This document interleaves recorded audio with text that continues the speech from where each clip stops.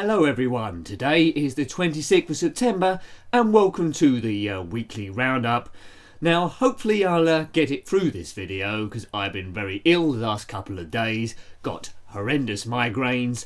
I think in all honesty I've probably been food poisoned, probably eaten something I haven't, eaten something I shouldn't have done, but we'll see how we'll get through. These videos typically only last about 6.5 minutes, so we'll see how we get on, but yes, anyway, fair enough. So what's been happening this week? Well, I brought you 5 videos as per usual, starting off with some Spectrum games. A lot of these are in the 80s this time. I'm sure that's a bit of a fluke, but what an era.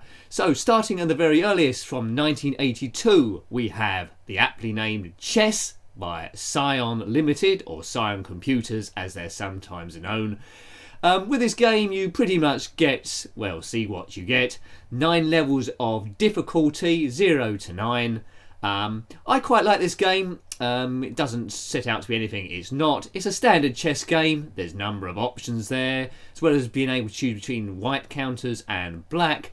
You can set up the game, so create different scenarios, change the colours of the board, and yeah, the only drawback is really level 9 the computer takes way too long to decide on what moves it takes, resulting in about half an hour per move, which is pretty bad. But the game itself is pretty good, it holds up well. There was a lot of chess games on the Spectrum, and this one is one of the better ones in my opinion. Yeah, so not bad. So moving on then, chronologically to the next one, 1985. I finally, been meaning to do this for a while, we bring you Herbert's Dummy Run by Microgen. It's one in a series of about 5 games, including Everyone's a Wally and Pyjamarama. To note, in this game you control Herbert, the baby. He's got lost in a store, separated from his mum and dad, Wally Week and Wilma Week. And of course this toy store is very dangerous to a kid, and he must avoid all the nasties that suddenly spring to life by collecting objects and enable him to find his parents again in the lost children's room. Yes, every store has a lost children's room. Now, one criticism of this game, although it does hold up quite well, it's a good one, it's a complete copy of another game by Microgen in the same series called Pyjamarama. It's almost as if they just changed the graphics of the main character and a few of the objects and punched out the same game again. But having said that, it isn't too bad. My favourite of the series has to be the first one, Automania, where Wally Week has to assemble a car. So I reviewed all of those. It ends in 3 Weeks in Paradise, I believe. So check those out if you must. What am I saying if you must? Yes, check them out. Check them out. I need the views. Yeah, so hopefully you've noticed on this channel, it's a very slow process, but I'm gradually increasing on the technology. Now, I know I've been saying I should buy a video camera for what seems like months, but I should buy a video camera. Now we've got picture-in-picture, which is gradually getting better. You see a permanent TV to the side of me now, hopefully. Yeah, it's still there. Yes. I really need an auto cue as well, don't I? Yes, so we need a camera, an auto cue and better lights. But it's gradually processed, step by step, week by week, but gradually quicker and better. The way to improve the channel is to make as many videos as I can, and then one would have thought we gradually get there. Let's get back on topic, shall we? What video did we have next? Well, a couple on the Commodore Amiga. A couple of fun games here. Well, one more fun than the other one.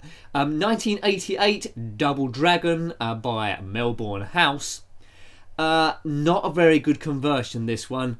It's a little bit funny. The original arcade was by Taito. This doesn't convert very well at all.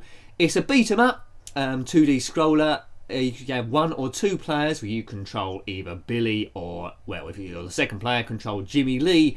So a bit of a take on Bruce Lee and his martial arts. You have to do something or other, but anyway, the basic premise is the same as a lot of these games, is go from left to right, complete the missions and beat everyone up. But there isn't much variety in this game, I have to be 100% honest there with you, and it's a little bit too easy. So yes, there's better fighting games available, I would say.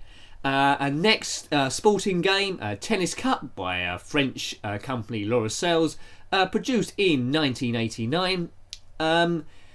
Yeah, it's got a split screen on it. I prefer Pro Tennis Tour 2, which is a game I was trying to think of when I reviewed that. But this is a good basic one. My version is all in French.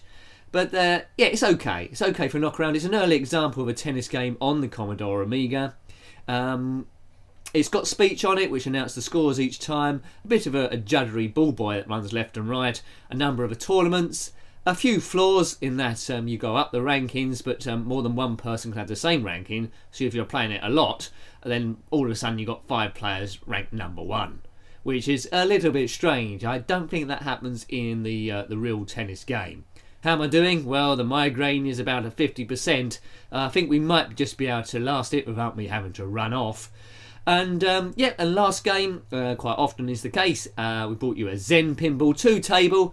Finally got to Captain America, yes, the first Avenger. And in this table, he's versus the Red Skull, with a bit of sparring, and I think it's Baron Zemo. So you've got to infiltrate his castle over a number of missions. I quite like this one. The table's set in an airplane in a cargo hold, which you can just about make out by if you look down the sides there. Few things to do, few missions, as well as stopping some green ooze.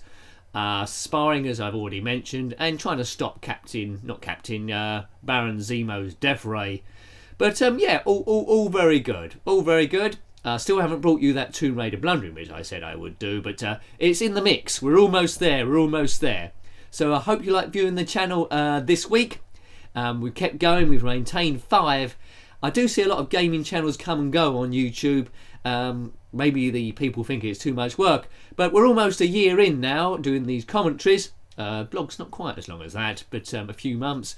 I'm trying to keep it going. We're still going strong, still improving, so hopefully we can still go forward. Now, I hope that made sense, and now I need some tablets on my head here. Yes. Anyway, have a good week, and until next time then, goodbye. Goodbye.